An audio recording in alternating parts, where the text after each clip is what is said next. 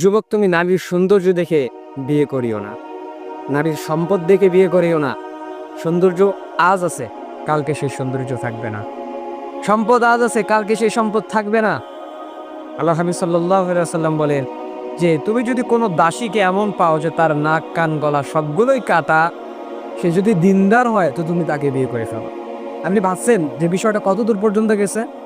যে একজন দাসীকে যদি তোমরা পাও, নাক কান গলা যদি তাদের কাটা থাকে, তারপরেও তোমরা সেই নারীকে বিয়ে করো, কারণ সে দিনদার। এজন্য আল্লাহ হাবিব সাল্লাল্লাহু আলাইহি ওয়াসাল্লাম বলেন যে সৌন্দর্য, সম্পদ, দুনিয়ার প্রতি মোহ মায়া এগুলো ছেড়ে দিনদারিতা দেখো, যে দিনদারিতা কিয়ামতের দিনও তোমার কাজে আসবে। তো আমি যখন এই হাদিসটা পড়ি তখন আমার হুজুর আমাদেরকে বোঝাচ্ছিল, আমার শিক্ষক আমাদেরকে বোঝাচ্ছিল যে দেখো, যে সৌন্দর্যের পিছনে তোমরা ছুটতেছো, কিছুদিন পরে ওই চামড়াটা আস্তে আস্তে নরম হয়ে যাবে।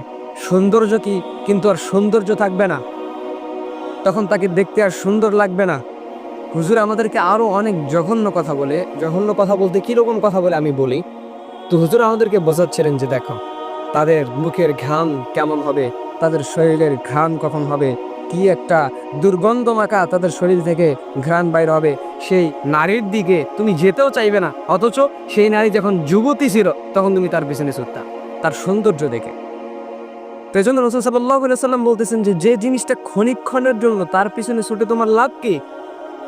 যেটা তোমার পরকালের জন্য তোমার কাজে আসবে, কামিয়াব তুমি হতে পারবা যে এই জিনিসের জন্য, সেই জিনিস তোমরা গ্রহণ করো। এজন্য নাক কান কাটা, গলা কাটা এরকম যদি তোমরা দাসীও পাও, সেই দাসীকে তোমরা ব্যবহার করো, যদি সেই দাসী দিনদার হয়। তো জন্য যুবক ভাইয়েরা, দিনদারিতার পিছনে ছুটে, সৌন্দর্য, সম্পদ, দুনিয়ার মোহ মায়া লোভ লালসা, আপনার হচ্ছে কে স্টাইলিশভাবে হাঁটতে পারে, কে স্টাইলিশভাবে চলতে পারে, এগুলো বাদ দেন, দিনদারিতার পিছনে ছুটেন। দিনদারিতাকে তাফান